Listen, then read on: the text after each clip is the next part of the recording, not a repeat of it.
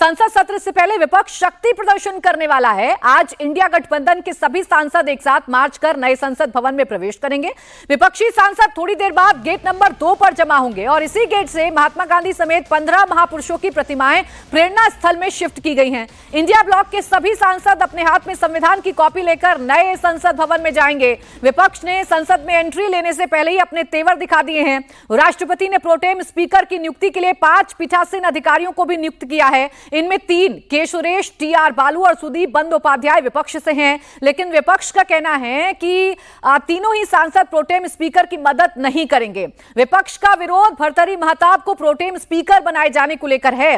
विपक्ष का आरोप है कि सरकार ने परंपरा का पालन नहीं किया, लेकिन सरकार का कहना है कि नियमों के मुताबिक प्रोटेम स्पीकर का चयन किया गया है। तो देखिए क्या तेवर रहेंगे विपक्ष के, ये आप इस खबर से अंदाजा लगा सकते हैं। सभी जो इंडिया गठबंधन के सांसद हैं 234, वो एक साथ मार्च करेंगे, एक साथ सदन में प्रवेश करेंगे। सबके हाथ में संविधान की प्रतियां भी होंगी और जो आप कह सकते हैं कि नियमों के मुताबिक प्रोटेम स्पीकर का चयन किया गया है, उस पर अभी भी विपक्ष लगातार हमलावर है। तो जिस बात का अंदाजा आप देवेंद्र लगा रहे थे, उसकी तस्वीर एक साफ हो गई है।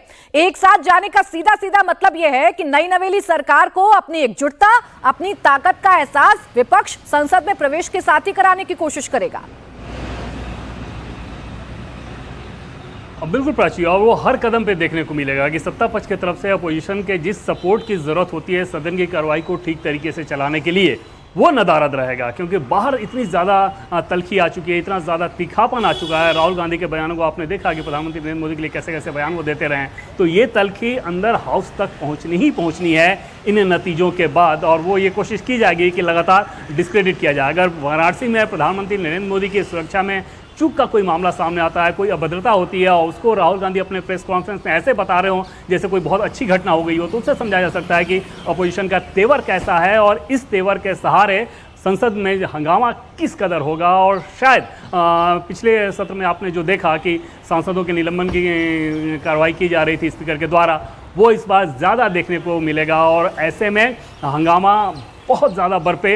इस बात को लेकर सत्ता पक्ष हो या विपक्ष, सभी किसी भी सांसद से बात कीजिए जो नए चुनकर आए हुए हैं, वो इस अंदेशा को जता रहे हैं कि पता नहीं किस प्रकार का सत्र रहने वाला है। ये सत्र देखिए इसकी शुरुआत हो चुकी है, टकराव की शुरुआत देवेंद्र हो चुकी है। और ये शुरुआत कैसे हुई है ये मैं बता देती हूँ इस दर्शकों को। शपथ दिलाने के लिए पीठासीन अधिकारी जो हैं उसमें 3 विपक्ष के नेता हैं।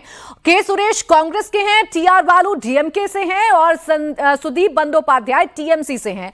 अब ये तीनों ही शपथ नहीं दिलाएंगे, विपक्ष ने साफ कर दिया है। 2 इसमें बीजेपी के सांसद हैं, राधा मोहन सिंह और फग्गन सिंह कुलस्ते। लेकिन के सुरेश, जिनके नाम को कांग्रेस प्रस्तावित कर रही थी, वरिष्ठता के आधार पर ये बताया जा रहा था, ये नैरेटिव चलाने की कोशिश की जा रही थी कि के सुरेश को प्रोटेम स्पीकर बनाया जाना चाहिए, लेकिन उनकी जगह भर्तृहरि महताब को प्रोटेम स्पीकर बनाया गया है। डीएमके से टी.आर. बालू आते हैं, वो भी जो सहयोग है प्रोटेम स्पीकर का वो नहीं करेंगे, जबकि सुदीप बंदोपाध्याय टीएमसी से हैं, ये भी सपोर्ट नहीं करेंगे, सहयोग नहीं करेंगे, मदद नहीं करेंगे प्रोटेम स्पीकर की। देखिए पीठासीन अधिकारियों की ये जो पूरी एक टीम है, इसका गठन इसलिए होता है कि नए नवेले प्रोटेम स्पीकर की मदद हो सके, कामकाज में उनकी मदद की जा सके। लेकिन फिलहाल इस पीठासीन अधिकारियों की 5 लोगों की टीम में से जो 3 लोग हैं वो फिलहाल मदद नहीं करेंगे, विपक्ष ने साफ कर दिया है।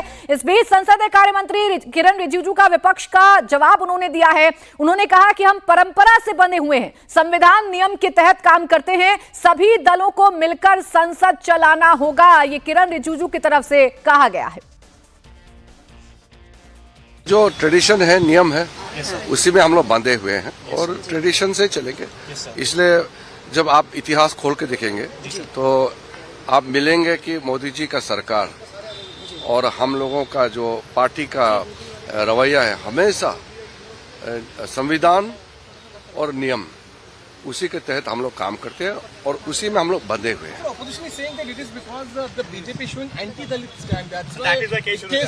ये सब इशू नहीं है, तो जो इशू नहीं है उसको इशू के रूप में चर्चा भी नहीं करना चाहिए। एक साफ सुथरे तरीके से पार्लियामेंट को चलाना है, सब पार्टी के सदस्य को मिलकर के पार्लियामेंट चलाना है, सबका काम है। जनता ने निर्देश दिया है, जनता ने अपना फैसला सुनाया और जनादेश के बाद सरकार और विपक्ष मिलकर के पार्लियामेंट चलाते हैं। अब संसदीय कार्य मंत्री भी ये कह रहे हैं कि सबको मिलकर पार्लियामेंट चलाना होगा, जनता का जनादेश है, जनता का निर्देश है, सत्ता में एनडीए की सरकार है, विपक्ष में इंडिया ब्लॉक बैठा हुआ है, सबको सहयोग से पार्लियामेंट चलाना होगा। लेकिन क्या विरोधाभास होगा और इस नई सरकार को कितनी चुनौतियों का सामना सदन के अंदर करना होगा, इसकी शुरुआत देवेंद्र हो चुकी है। अब देखिए, पीठासीन अधिकारी जिनका काम है प्रोटेम स्पीकर की मदद करना, उनमें से 3 अगर विपक्ष के हैं और विपक्ष ने साफ कर दिया है कि कोई भी सहयोग इन तीनों सदस्यों की तरफ से तो मिलने वाला नहीं है प्रोटेम स्पीकर को।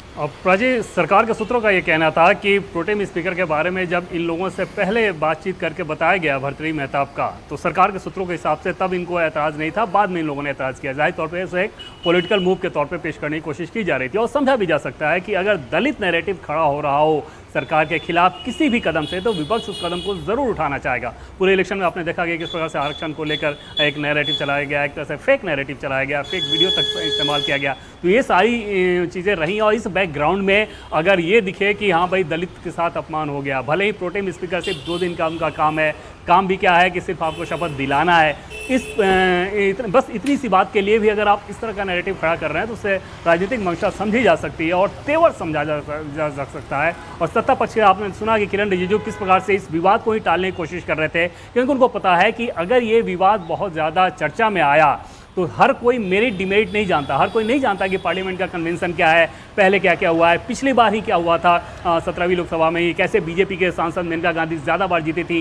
लेकिन प्रोटेम स्पीकर नहीं बनाया गया था क्योंकि कंटिन्यूटी नहीं था उनके जीतने के टर्म में। तो ये सारी चीज़ें बैकग्राउंड में चली जाती हैं और एक नैरेटिव गढ़ दिया जाएगा। जो नैरेटिव गढ़ने में जीत हासिल कर सकता है वही जनता के दिल में अपनी जगह बनाने की कोशिश करता है और विपक्ष ने शुरुआत से ही ये पहल कर दी है और दलित विरोधी सरकार का चेहरा दिखाने की कोशिश की जा रही है प्रोटेम स्पीकर के बहाने।